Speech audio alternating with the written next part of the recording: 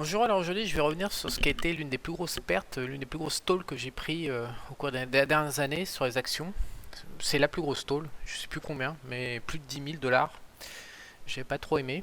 Ça s'appelle CBL, c'est un REIT, c'est en fait l'équivalent des SCPI américaines. Et donc eux ils existaient depuis 42 ans, ils ont donc 650 employés. Ils possèdent une centaine de centres commerciaux aux États-Unis. Donc là on a tout le parcours boursier de CBL. À partir de 2017, en fait, le débat a fait rage sur Internet de savoir si l'entreprise allait survivre ou pas, puisqu'elle c'est des centres commerciaux, ils appellent ça en catégorie C. Catégorie C, en fait, ça dépend on classe en A, B, C selon le nombre de ventes en dollars exprimé par square foot. Donc catégorie C, vous voyez, ça fait moins de 300 $, contrairement aux classe A qui font plus de 500 $. Donc c'est quasiment un rapport du simple au double. Et les gens se demandaient si Amazon allait bien tuer tout ça avec la tendance à la digitalisation de la consommation.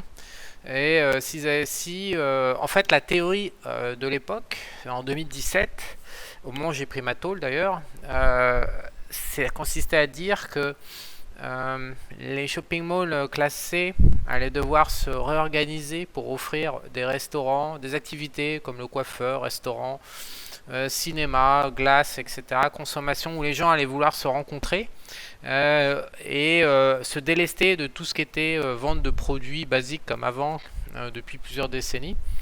Et les classes A, en revanche, avec leur situation et leur marque plus luxueuse, allaient se maintenir et ne seraient pas touchées par la déferlante Amazon. C'était ça la théorie. Et la deuxième théorie de l'époque, d'ailleurs, vous voyez cet article qui était en 2018, début 2018, il y a 2 ans.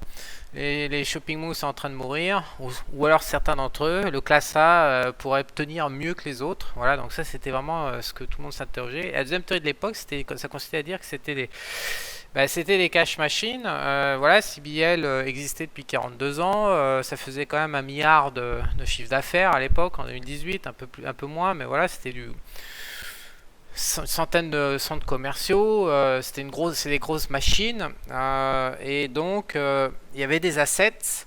Et déjà en 2016-2017, il y avait déjà une décote sur les assets. Et la théorie, c'était que d'un point de vue value, en fait, c'était quand même intéressant que les dividendes pourraient être versés, que les cash flows étaient là, même si les loyers baissaient, même s'il y avait des saisies et des fermetures comme Massy et d'autres grandes chaînes. Il y aurait quand même du locataire, les gens continueront à sortir de chez eux, etc., etc., etc.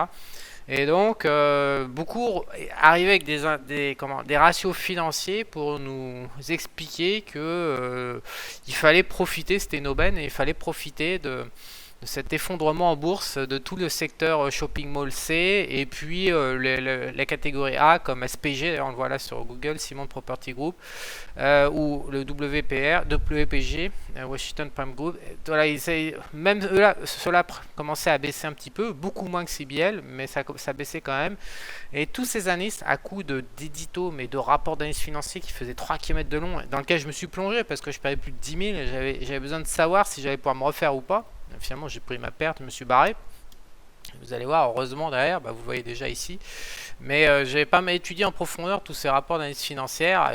Je me souviens, le CAPEX, tout ce qu'il fallait investir pour maintenant. J'étais devenu un collab sur les shopping malls. Et au final, je suis passé ce soir, là, je n'avais pas été voir depuis 1 an, mais j'aime bien passer en revue mes grosses stalls pour voir comment ça vieillit dans le temps. Pour voir, en fait, pour essayer d'apprendre dans mes erreurs le maximum. Et donc, ce soir, je suis passé sur le graphique de CBL. Voilà, là, je l'ai mis sur Real Time. Et comme vous pouvez voir, alors je me suis barré, je sais plus où, en 2018. Là, je pense que je suis arrivé en 2016 sur CBL. Voilà. Ça a été flat pendant 1 an, donc moi j'ai gagné mes dividendes à 10-12%. Voilà, même là, ça perdait 5%. Donc sur à peu près 2 ans, j'avais dû encaisser 20% de dividendes. Donc j'avais un peu le trou du cul élargi parce que je prenais 10 000 de pertes, mais j'avais encaissé les dividendes en face. J'ai une grosse position et mais bon, allez.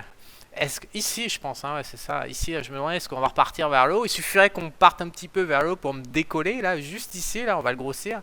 Voilà, juste ici. Il suffirait qu'on aille là, et puis c'était bon. J'étais pas très loin à prix de revient. Et bah, je regarde ce soir et en fait, on est quasiment en faillite quoi. La boîte, elle a complètement planté. Elle a perdu 95% de sa valeur en un an et demi, en 2 ans, là, 2018-2019. Et le pire, en fait, c'est ce que je vais vous montrer, c'est que ces gens-là, en fait, qui étaient des tronches hein, de la liste financière, et c'est ça qui est intéressant, c'était qu'en fait, CBL avait émis des actions préférentielles. Donc il y avait une série D et E, je me souviens. Voilà, donc on l'a trouvé là sur Prime Time. Alors qu'est-ce que c'est qu'une action préférentielle?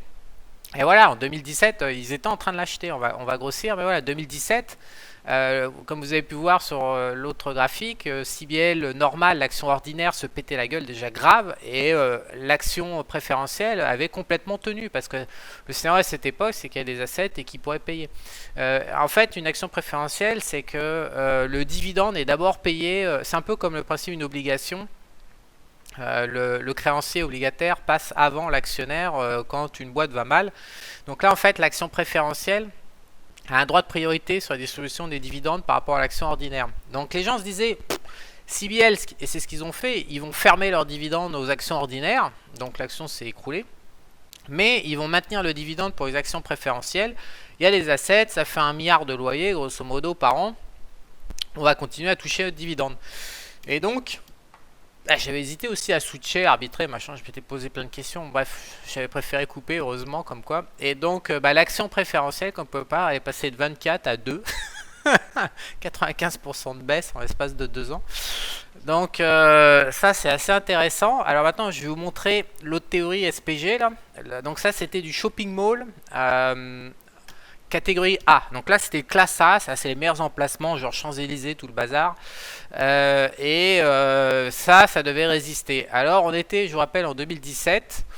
Alors ça a tenu debout, honnêtement ça a tenu debout, mais enfin il faut quand même rappeler qu'on a des taux, les business immobiliers vivent énormément à partir du taux d'intérêt à 10, 15 ans, 20 ans, où ils peuvent se refinancer, etc. Ils sont extrêmement dépendants de la courbe des taux et de leur structure de dette. Donc là, on a bénéficié quand même d'un super environnement depuis 2 ans pour les taux longs. Et malgré tout, comme vous pouvez voir, à partir de mars 2019, là, on a touché l'eau décembre 2018.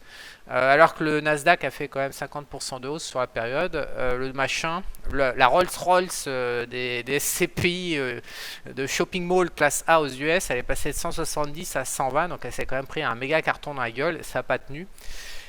Moi, la conclusion de ça, là, de cette expérience CBL avec le recul, c'est que la gestion value, c'est bien, mais comme toute approche, il y a des contraintes. Et les contraintes, c'est de savoir doser, de savoir apprécier si la problématique du secteur est toujours valable ou pas. Et puis par moment, c'est un peu dur.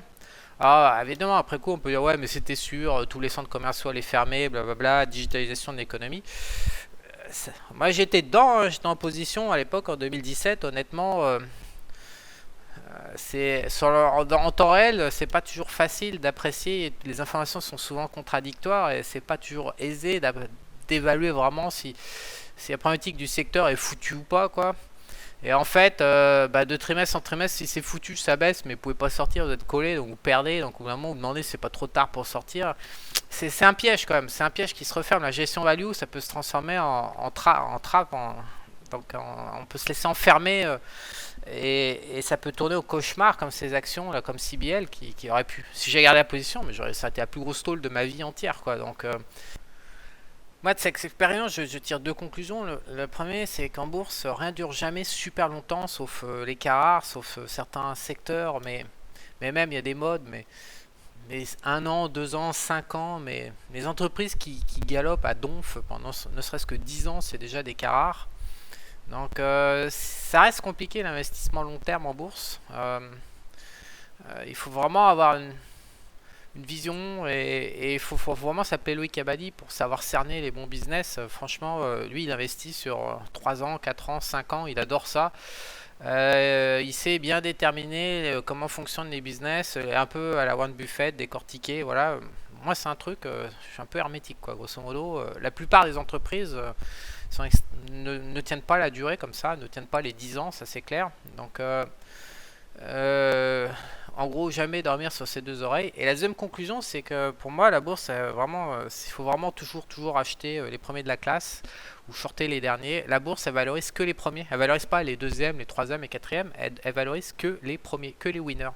C'est eux qui ont la prime en permanence. Et, euh, et c'est pareil à la baisse en fait. Il y a d'autres sociétés concurrentes de CBL qui se sont pété la gueule, mais pas aussi méchamment.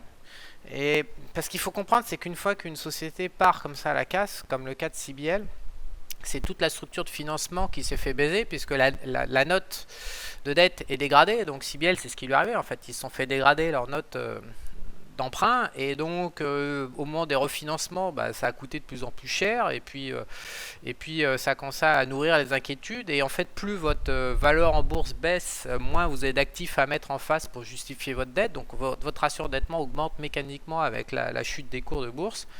Ça part en couille en fait, ça part en couille assez rapidement, et donc c'est très très important quand on prend une position de toujours se concentrer soit sur les premiers pour les achats, ou alors shorter les plus faibles, le plus faible de la classe, parce qu'on sait que pour lui il va se faire éliminer ultra rapidement, tout va aller de plus en plus mal.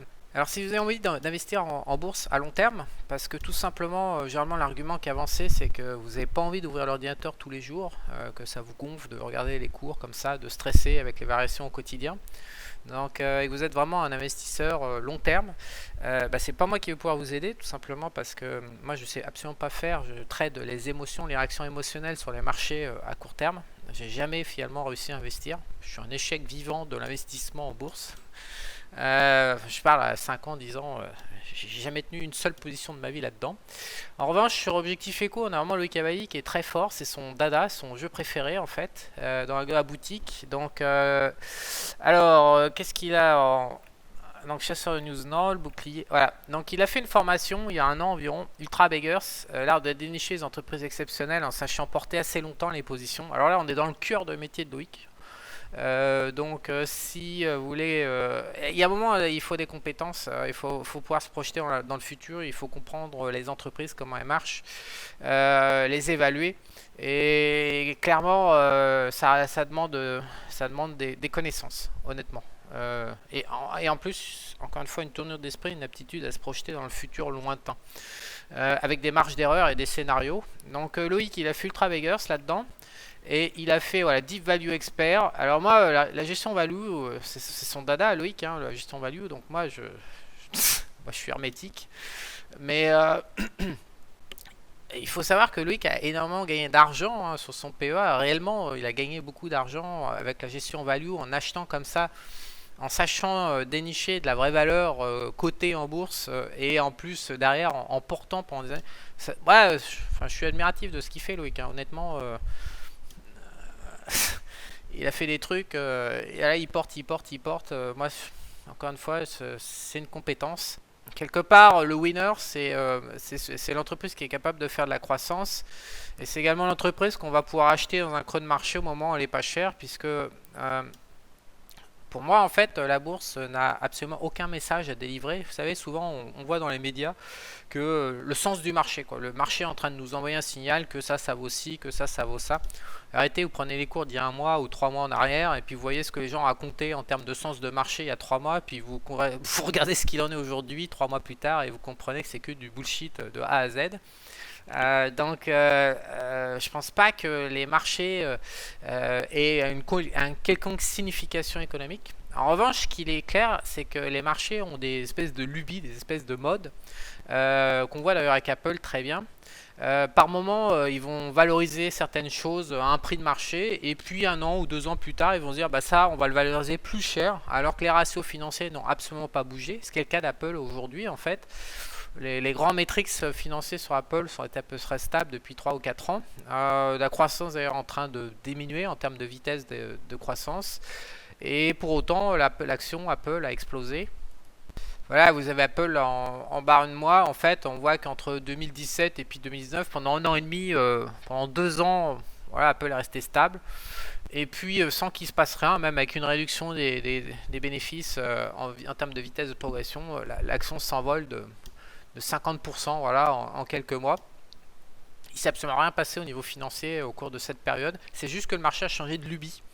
Et que donc ce qui était valable avant ne l'est plus. On change de paradigme. Mais maintenant, Apple, avant, ça se valorisait genre 12 fois le PU. Et puis maintenant, c'est 15 ou 17 fois, je ne sais plus, le PI. Donc, il est nécessaire de maîtriser l'approche value, voilà, la valeur. Et nécessaire de maîtriser l'approche growth, la croissance. pour pouvoir, à mon avis, être un bon investisseur long terme. Et alors là, je vous remets dans les bras de Loïc Abadi, parce que lui, il a fait 100 millions d'euros avec ça, en bourse, avec ce genre d'approche. Je vous dis à bientôt.